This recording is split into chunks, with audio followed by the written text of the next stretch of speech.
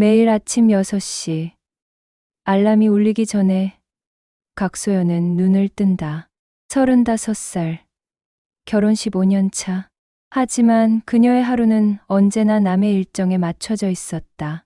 시어머니 김순자는 7시 정각에 아침 식사를 원했고 남편 민수는 8시 반에 집을 나서야 했다. 소연아, 복도 끝에서 시어머니의 목소리가 울려 퍼진다. 된장찌개에 바지락이 부족한 것 같은데? 그리고 김치가 너무 시다. 다시 담그는 게 어때? 소연은 앞치마를 매며 한숨을 삼켰다. 어젯밤 새로 담근 김치였는데, 네, 어머님, 오늘 장 볼 때 바지락 더 사올게요. 아침 준비를 마치고 민수를 배웅한 후, 시어머니는 소파에 앉아 TV를 켰다. 소연아, 너도 이제 나이가 있으니까 뭔가 해야지. 집에만 있지 말고 돈을 벌어와. 며느리가 집안 경제에 도움이 되어야 하는 거 아니야? 그런데 집안일은 누가 하나요? 소연이 조심스럽게 물었다. 그야 당연히 내가 해야지. 여자가 밖에서 일한다고 집안일을 소홀히 하면 안 되지. 이런 대화가 매일 반복됐다. 소연이 무엇을 해도 부족했다. 밥이 너무 되거나 설거나, 빨래가 부족하게 마르거나, 너무 말라비틀어지거나, 청소가 깔끔하지 못하거나, 너무 깐깐하거나, 시어머니에게는 항상 불만이 있었다. 민수에게 하소연하면 대답은 뻔했다. 엄마는 원래 그래. 그냥 적당히 들어드려. 나도 피곤해. 그날 저녁, 소연은 화장실 거울을 보며 자신의 모습을 바라봤다. 언제부터인가 어두운 다크서클이 자리 잡았고 입꼬리는 아래로 처져 있었다. 나는 언제까지 이렇게 살아야 할까? 다음 날 오후 시어머니가 동네 친구들과 만나러 나간 사리. 소연은 조심스럽게 집 앞 은행에 들어갔다. 작은 봉투를 꺼내며 그녀는 생각했다. 조금씩이라도 내 이름으로 된 뭔가가 있어야 해. 창구 직원에게 말하는 소연의 목소리는 떨렸다. 통장 하나 만들고 싶은데요. 적금으로요. 네, 신분증 주세요. 월 납입 금액은 얼마로 하실 건가요? 5만 원이요. 소연은 생활비에서 조금씩 아낄 수 있는 금액을 계산해 봤다. 그렇게 시작된 소연만의 작은 반란이었다. 첫 달, 소연은 마트에서 10일 상품만 골라 샀다. 양파는 할인마트에서, 생선은 재래시장 마감 시간에, 고기는 정육점 세일을 노렸다. 한 달 끝에 절약한 돈은 3만 원. 거기에 생활비에서 아껴낸 2만 원을 합쳐 5만 원을 통장에 넣었다. 입금하시겠습니까? ATM 화면의 문구가 소연에게는 마법의 주문처럼 보였다. 버튼을 누르는 순간의 쾌감이란 처음으로 무언가를 스스로 결정한 느낌이었다. 두 번째 달, 소연은 더 적극적이 되었다.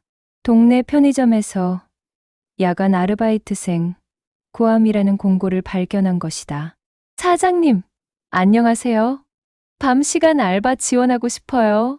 기혼이시죠? 괜찮으세요? 네, 가족들이 일찍 주무셔서 밤 10시부터 새벽 2시까지 가능해요. 편의점 일은 생각보다 재미있었다. 손님들과 간단한 인사를 나누고 물건을 정리하고 계산을 하는 것. 집에서는 절대 들을 수 없는 감사합니다. 수고하세요라는 말들이 소연에게는 꿀처럼 달았다. 첫 급여 날 소연은 봉급 봉투를 받아들며 손이 떨렸다. 세후 80만 원. 물론 가족에게는 절대 비밀이었다. 요새 소연 씨 표정이 밝아졌네요. 동네 마트 사장님이 말했다. 그런가요? 소연이 웃으며 대답했다. 정말로 밝아진 것 같았다. 6개월이 지나자 통장 잔고는 500만 원을 넘어섰다. 소연은 은행에서 통장을 확인할 때마다 가슴이 뛰었다. 이 숫자들이 진짜 자신의 것이라는 사실이 믿기지 않았다. 1년 후, 잔고가 1200만 원이 되었을 때, 소연은 처음으로 자신을 위한 작은 선물을 샀다. 백화점에서 예쁜 립스틱 하나, 비싸지 않았지만 그것은 소연에게 있어서는 혁명이었다. 집에 돌아온 소연이 거울 앞에서 립스틱을 발라보며 미소 지었을 때 시어머니가 뒤에서 나타났다. 어머, 소연아. 립스틱이 새 거네. 어디서 샀어? 아, 이거요? 마트에서 사은품으로 받았어요. 거짓말이었지만 소연은 한치의 죄책감도 느끼지 않았다. 3년이 지나자 통장 잔고는 마침내 1000만 원을 넘어섰다. 정확히는 1047만 원. 소연은 ATM 앞에서 그 숫자를 보며 깊이 숨을 들이쉬었다. 처음으로 자신이 뭔가 할 수 있을 것만 같은 기분이었다. 하지만 동시에 불안도 컸다. 혹시 들킬까봐, 혹시 시어머니가 카드 내역을 확인하실까봐, 혹시 민수가 의심할까봐. 소연은 항상 조심했다. 편의점에 갈 때는 모자를 깊이 눌러쓰고, 은행에 갈 때는 먼 지점을 이용했다. 운명의 날은 갑작스럽게 찾아왔다. 시아버지가 심근경색으로 쓰러지신 것이다. 응급실에서 의사는 말했다. 수술이 필요합니다. 비용이 상당히 나올 예정이에요. 얼마나 나오는데요? 민수가 물었다. 보험 적용 후에도 800만 원 정도 예상됩니다. 집에 돌아온 후 거실에는 암울한 분위기가 흘렀다. 시어머니가 말했다. 민수야, 소연아. 너희 통장 정리해서 가져와. 아버지 수술비 마련해야 한다. 민수는 자신의 통장을 꺼냈다. 엄마, 제 것만으로는 부족해요. 300만 원밖에 없어요. 소연아, 너는? 소연은 가슴이 뛰었다.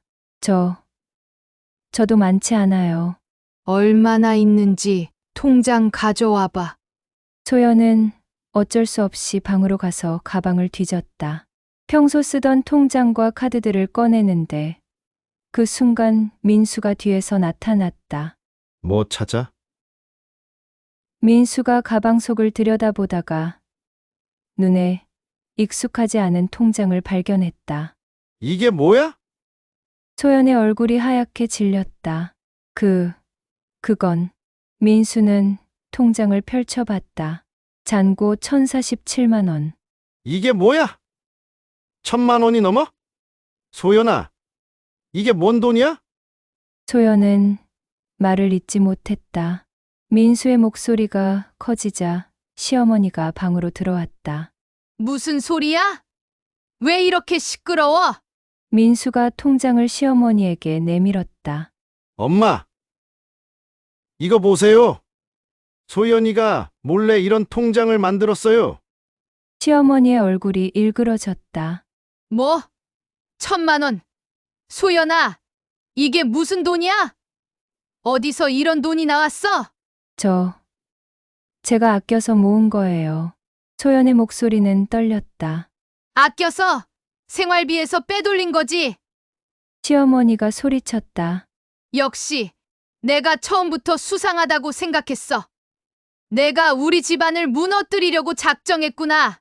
어머님, 그게 아니에요. 저는 그냥 그냥 뭐? 몰래 돈 모아서 뭘 하려고 했어? 도망갈 생각이었지? 민수도 분노했다. 소연아, 우리 부부인데 왜 나한테 말 안 했어? 이런 큰 돈을 혼자 모으고 있었다니 배신감이 든다. 소연은 더 이상 참을 수 없었다. 15년 동안 쌓였던 분노와 좌절감이 터져 나왔다. 배신이요? 제가 누구를 배신했다는 거예요? 소연의 목소리가 떨렸다.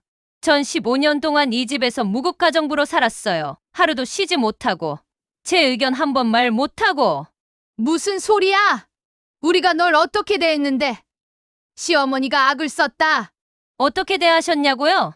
소연이 눈물을 흘리며 말했다. 매일 아침 6시에 일어나서 밤 12시에 잠들 때까지 쉴 틈이 없었어요. 제가 언제 제 자신을 위한 시간을 가져봤나요? 그게 며느리가 할 일이지. 시어머니가 대답했다. 그럼 저는 언제까지 며느리로만 살아야 하나요? 저도 사람이에요. 제 이름으로 된 통장 하나 갖는 게 그렇게 잘못된 일인가요? 민수가 끼어들었다. 그래도 부부인데 이런 비밀을 갖고 있으면 안 되지. 1,000만 원이 작은 돈이야? 당신이 저를 한 번이라도 이해해 주려고 노력했나요? 소연이 민수를 바라봤다. 제가 힘들어할 때 당신은 항상 엄마 말씀 그냥 들어드려만 했잖아요. 그럼 어쩌라고? 엄마는 내 어머니인데 저는 당신의 아내인데요. 소연의 목소리가 높아졌다. 15년 동안 전 당신의 아내가 아니라 당신 어머니의 며느리로만 살았어요. 시어머니가 소리쳤다. 당장 이 집에서 나가. 이런 배은망덕한 며느리는 필요 없어. 어머니!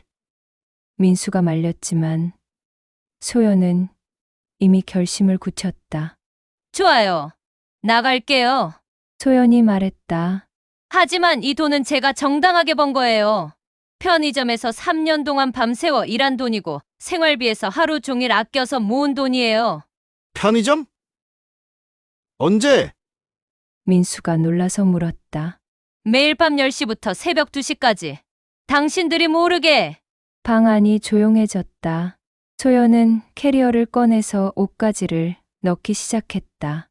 소연아, 민수가 말을 걸려 했지만 소연은 돌아보지 않았다. 일주일 후 소연은 작은 원룸에서 홀로 앉아 있었다. 창밖으로는 봄비가 내리고 있었다. 손에는 그 통장이 있었다. 여전히 자신의 이름이 적혀 있고 여전히 1,000만 원이 넘는 돈이 들어 있었다. 처음 며칠은 무서웠다. 혼자 사는 게 이렇게 조용할 줄 몰랐다. 아침에 누가 깨워주지 않으니 늦잠을 잤고 저녁을 혼자 먹으니 입맛이 없었다. 하지만 점점 달라졌다. 첫 번째 변화는 거울 속 자신의 모습이었다. 다크서클은 여전했지만 입꼬리 달랐다. 아래로 처져 있던 입꼬리가 제자리를 찾아가고 있었다. 두 번째 변화는 쇼핑이었다. 마트에서 자신이 먹고 싶은 것만 샀다. 비싼 과일, 좋은 고기, 맛있는 빵. 가격표를 보며 고민하지 않았다. 물론 아직은 조심스러웠지만 세 번째 변화는 시간이었다. 오후 2시에 일어나도 아무도 뭐라고 하지 않았다. 밤 12시에 TV를 봐도 괜찮았다. 주말에 하루 종일 잠을 자도 되었다. 민수에게서 전화가 왔다. 소연아, 집에 돌아와. 우리 대화해보자. 무슨 대화요? 엄마도 조금 반성하고 계셔. 내가 그렇게 힘들었는지 몰랐다고. 소연은 잠시 망설였다. 15년의 결혼 생활이 쉽게 지워지는 건 아니었다. 민수 씨, 저는 이제 제 자신으로 살아보고 싶어요. 그럼 우리는 어떻게 되는 거야? 모르겠어요. 아직은. 전화를 끊고 소연은 창밖을 바라봤다. 비가 그쳤고 해가 구름 사이로 얼굴을 내밀고 있었다. 그녀는 통장을 가방에 넣고 외출 준비를 했다. 오늘은 새로운 일자리를 찾아보려고 했다. 더 이상 숨어서 일할 필요는 없었다. 당당하게 자신의 이름으로 현관문을 나서며 소연은 생각했다. 무서웠지만 이제 정말로 내 인생을 살 수 있을 것 같아. 햇살이 얼굴에 닿았다. 처음으로 느끼는 진짜 자유의 맛이었다. 통장 속 1,000만 원은 단순한 돈이 아니었다. 그것은 소연이 자신을 찾아가는 여정의 시작점이었다. 그날 이후 각소연은 누구의 며느리도 누구의 아내도 아닌 오직 자기 자신으로 살기 시작했다.